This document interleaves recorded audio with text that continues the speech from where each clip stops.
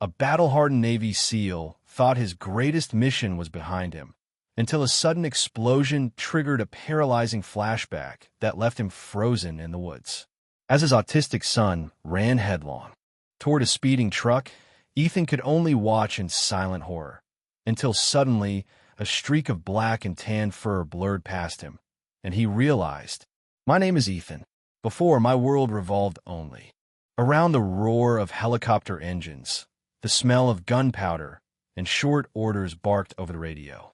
Now, my world is contained within an old garage in the suburbs of Virginia Beach. I sit on a wooden stool, my hands covered in motor oil. Before me is a disassembled motorcycle. I enjoy this repair work. When I fit a screw into the right place, it stays there. It never betrays me, never explodes, and never screams. The warehouse door rattles. I don't look up, but I know who it is by the rhythm of the footsteps, a steady, confident gait accompanied by the light clicking of claws. On the concrete floor, Ranger. He is a German shepherd weighing nearly 40 kilograms, with a coat of black mixed with sandy gold. He doesn't bark. He simply approaches and rests his heavy head on my thigh. His breath is hot through my jeans. I place an oil-stained hand on his head. His fur is coarse, but feels real. Checking up on me again, Ranger lets out a soft whine in his throat. His brown eyes look straight at me. In the military, we called that standing watch. He doesn't look at me like I'm a sick person. He looks at me like a teammate. Outside the garage, our wooden house is terrifyingly silent. This silence isn't like the silence in a forest before an ambush. It is a hollow silence. In that house are my wife, Sarah, and my son, Leo. Leo is 5 years old. He has eyes exactly like mine, but he has never looked into them. Leo doesn't speak.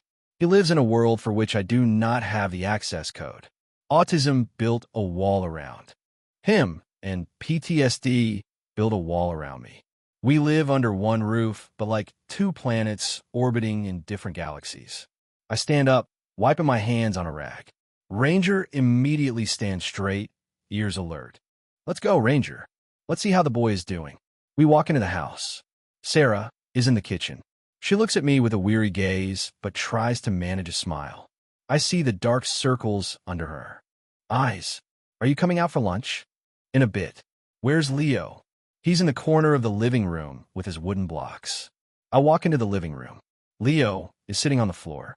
He is lining up the wooden blocks in a long, perfectly straight row. He is completely unaware of my presence. I stand there, feeling like a large boulder blocking the way that no one wants to touch. Suddenly, a large truck speeds past the main road in the distance. A loud exhaust backfire echoes. Bang! My entire body freezes. My heart hammers against my ribs. Cold sweat breaks out on the back of my neck. I'm no longer in Virginia Beach. I am lying in the sand and dust, surrounded by machine gun fire.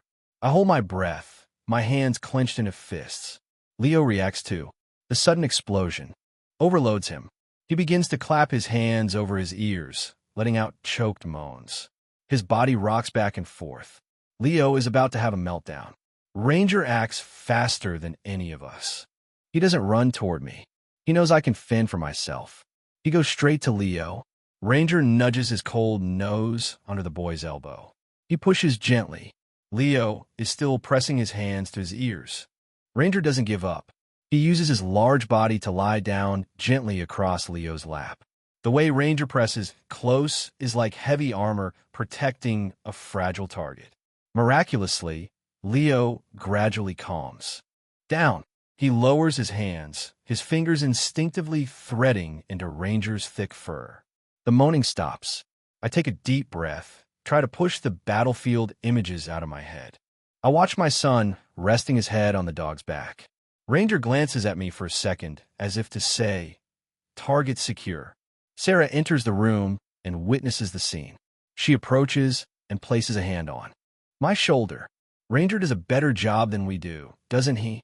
He understands things I don't." Sarah sighs and leads me out to the porch, away from Leo's hearing. "Ethan, we can't keep going like this."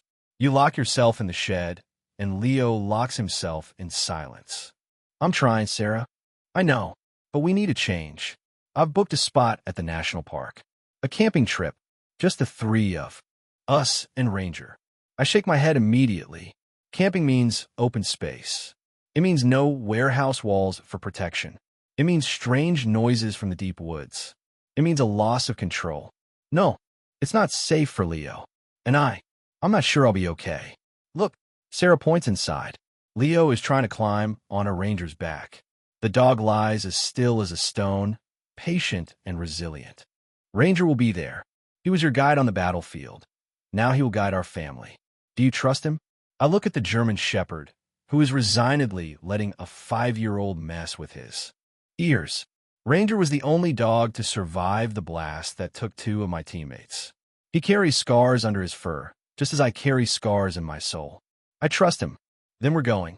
This weekend. We need to breathe air that doesn't smell like motor oil and fear, Ethan. I don't answer right away. I go into the bedroom, where I still keep the old tactical backpack from my time with the SEALs.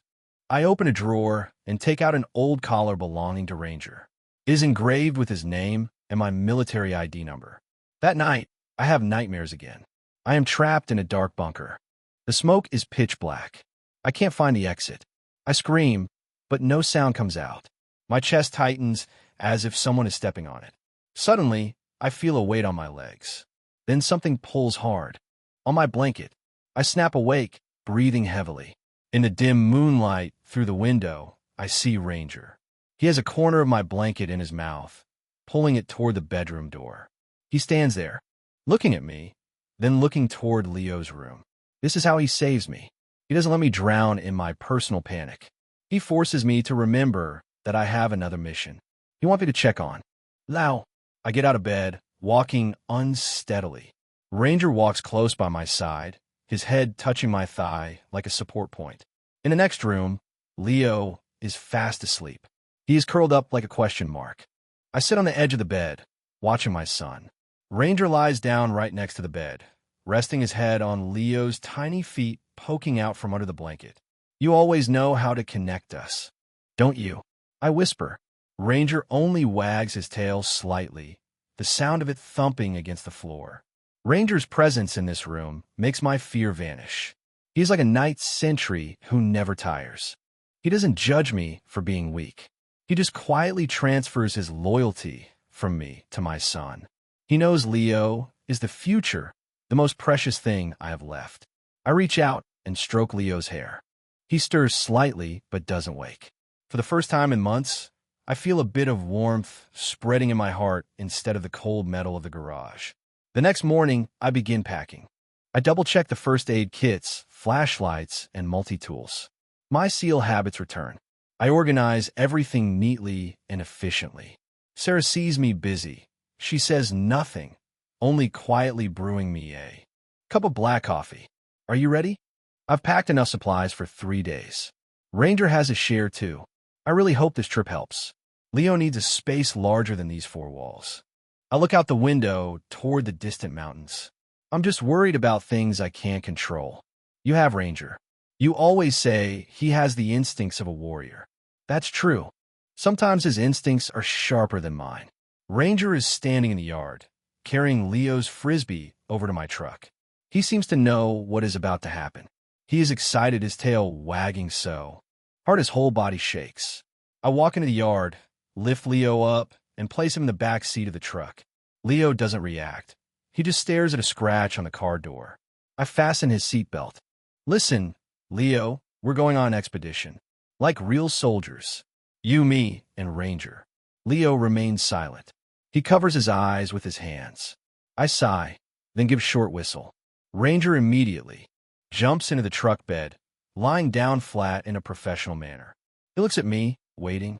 I sit in the driver's seat, gripping the steering wheel. My hands are still shaking slightly. I look at Sarah in the passenger seat, then at Leo through the rearview mirror. Let's go. The truck starts up and rolls away from the quiet wooden house. I don't know what awaits me at the national park. I don't know if I'll lose my mind in the deep woods. But seeing Ranger through the rearview mirror, resting his head by the window to watch Leo, I know I'm not going alone.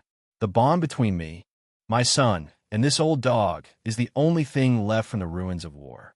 and I will protect it at all costs. We drive west, leaving behind the stifling silence of Virginia Beach. The sound of the wind, whistling through the car windows, begins to replace the monotonous hum of the ceiling fan in the garage. Ranger lets out a short bark like a greeting. We drive for 3 more hours into the core of the national park. The smooth asphalt is gradually replaced by a trail full of gravel and dust. Sarah helps me set up the tent in a clearing near a stream, where she hopes the sound of flowing water will make me feel better. I say nothing, just quietly tighten my shoelaces and check my hydration pack. Leo stands by the car, fingering the hem of his shirt, staring at a wild bush. I whistle a signal to Ranger. The dog immediately jumps from the truck bed and comes to stand right beside Leo. We begin our first hike to get used to the new environment, leaving Sarah busy with the camping gear. I walk along the trail, the feeling of the open space around me weighing heavy on my chest. The towering trees don't make me feel cool. They feel like enemy watchtowers. I glance at the bushes on either side. Every rustle of dry leaves makes my muscles tense. Ranger, check right, I say softly. The dog immediately breaks rank, circles the bushes, then returns with a nod. This is our routine. Ranger knows what I'm doing. He knows I'm scanning for targets. Leo walks between us.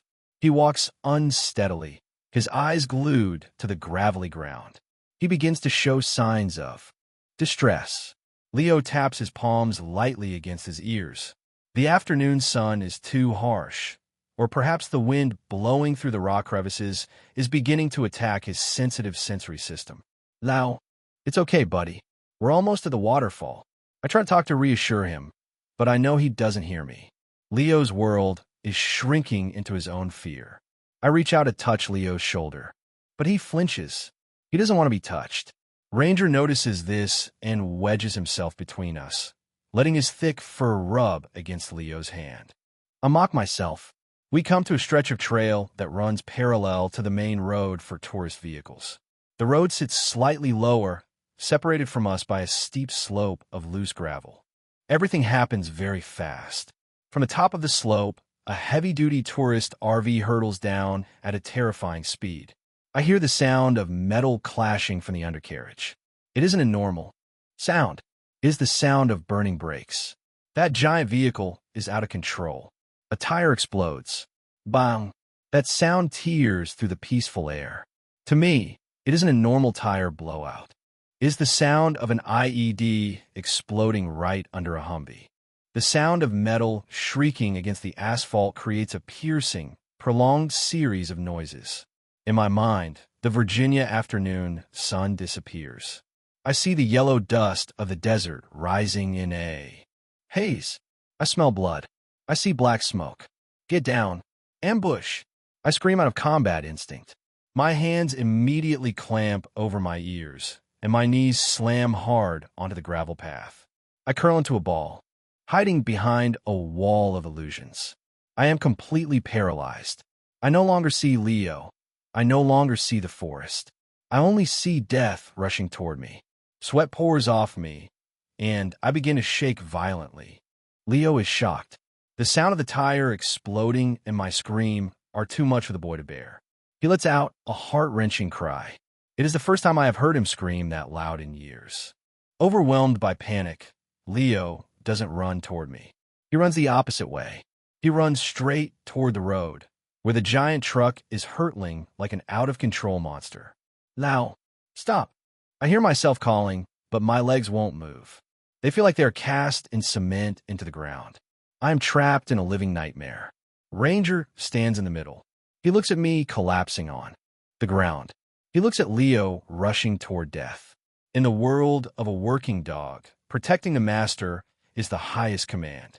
He is never allowed to leave me when I am in danger. I'm having a panic attack, and Ranger should have stayed to reassure me. But he breaks that command. Ranger turns his head, looks toward Leo for one last second, and launches like an arrow. He abandons me, groaning on the ground. Leo has reached the very edge of the slope. Just a few more steps, and he will tumble down onto the road just as the truck speeds past. The vehicle is still screeching, smoke billowing from the wheels being dragged along. Ranger catches up to Leo right at the edge of the slope. The dog doesn't bark. He doesn't use his head to nudge. He knows that if he pushes, the boy might tumble down the slope even faster. Ranger bares his teeth. He clamps on a Leo's wrist. That bite isn't the bite of a mad dog. It is a precise snap, using just enough force to cause a sudden jolt of pain without crushing bone. Leo stops instantly. The sudden pain for his wrist causes his overloaded sensory circuits to break. The boy falls backward, landing in the protective frame of the dog, standing right at the edge of the rocks. The giant truck roars past just beneath the slope, creating a powerful gust of wind that kicks dust into my son's face.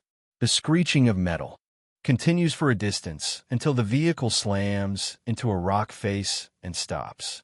Everything becomes silent. Only the ticking of the car engine and Ranger's heavy panting remain. I begin to regain consciousness. The dust thins. The flashback recedes like a tide, leaving me with a sense of emptiness and horror. I stumble to my feet, my eyes searching for Leo. About 10 meters away, Leo is sitting on the ground.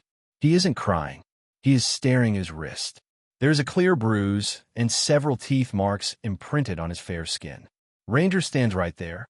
The dog bows his head, low, his tail tucked. He looks at me with a face full of guilt. He knows he has committed a taboo. He has hurt the child. He has bitten his little master. I run over and scoop Leo up. My hands are trembling violently as I touch the wound on his arm. Now, oh my God, Leo. I turn to look at Ranger. A surge of anger boils in my heart. I didn't see the way he saved Leo. I only saw the bite. I saw the betrayal of the dog I trusted most. Ranger, what have you done? I shout. Ranger recoils a step, lying flat on the ground, letting out tiny whimpers. He doesn't defend himself. He simply accepts the punishment. I hold Leo tightly in my arms. The boy's heart is beating fast like a trapped bird. I look down at the road where the truck just passed. Only now do I realize that without Ranger, Leo would have been under those wheels. But that truth has not yet penetrated my traumatized brain. I only see my son trembling because my dog attacked him. Go back to the tent. Ranger, get out of here. I point toward the campsite. The dog stands up and quietly follows behind us, keeping a very long distance. The setting sun casts long shadows across the trail. I carry Leo quickly toward the tents. My chest heaves, my breath coming in fits and starts. I don't dare look back to where Ranger is quietly following. Every step I take on the gravel carries anger and profound disappointment. I am disappointed in my own weakness, and I am furious at the wound on my son's hand. I set Leo down on a flat rock. I take his wrist. Ranger's teeth marks are imprinted on the delicate skin. It isn't bleeding, but the area has begun to swell and turn a deep purple. Ranger stops 5 meters away from us. He lowers his center of gravity, his ears pinned back. He lets out a small whine, a sound that sounds like a painful apology. You still dare to whine? I stand up abruptly, shouting. I point my finger directly at the dog's face.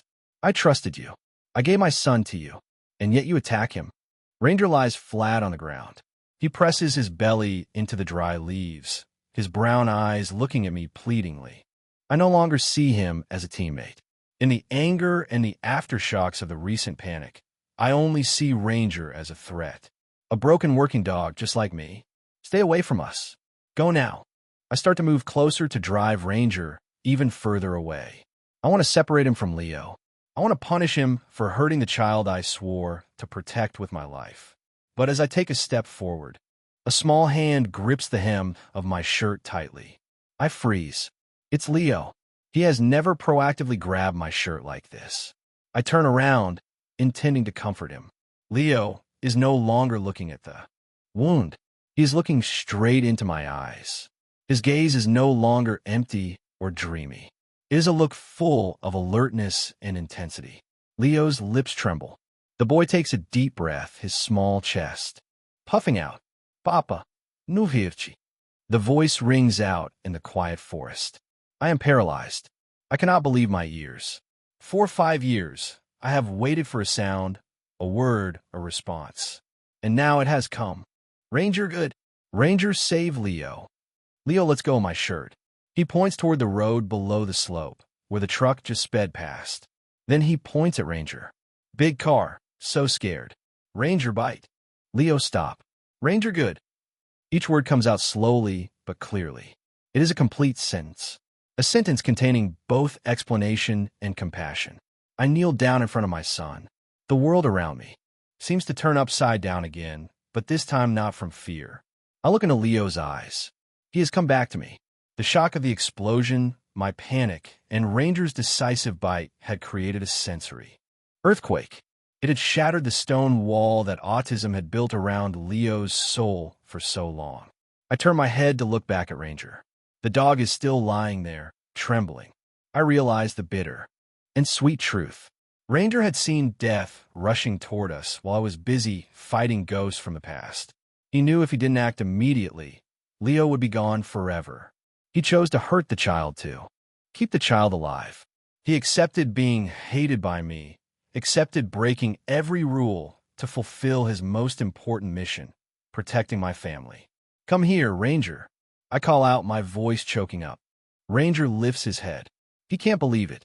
I give a soft whistle, the kind of whistle I used to call my teammates after every battle. Ranger rushes over. He doesn't jump up. He simply wedges himself between me and Leo. He nuzzles his large head into my lap, then gently licks the bruise on Leo's hand. I wrap my arms around Ranger's neck. His fur still smells of exhaust and road dust. I pull Leo into my arms, creating a tight embrace between the three of us. I'm sorry. I'm sorry to both of you, I say under my breath. The fear of open spaces, of explosions, of the ghosts of war seems to vanish. Ranger has performed a rescue greater than any SEAL mission. He didn't just save Leo's life. He saved mine too. He brought my son back to the language of humans. Leo places his small hand on Ranger's head. The boy smiles. A real smile, not an unconscious one. Ranger, best friend. Leo whispers. The German shepherd wags his tail, slightly, the sound of it, thumping against my shins, sounding firm and warm. We sit there for a long time on the trail. The red glow of the setting sun envelopes the entire forest. The silence now is no longer heavy. It is a silence full of understanding. I understand that, from this moment on, we will no longer live in two separate worlds. Ranger used his bite to close the painful past and open a new door, a door where I am no longer a broken seal, and Leo is no longer the child locked in silence. We stand up to head back to the tent where Sarah is waiting. Leo holds onto one of Ranger's leashes, and I hold the boy's other hand. Beneath our feet, the shadows of a man, a child, and a dog blend together on the ground. We walk, steady and confident. Ranger walks in the middle, his head held high, his ears pointed forward. He resumes his night watch, but this time he knows he has completed the most excellent mission in the life of a warrior. The mission of love and healing.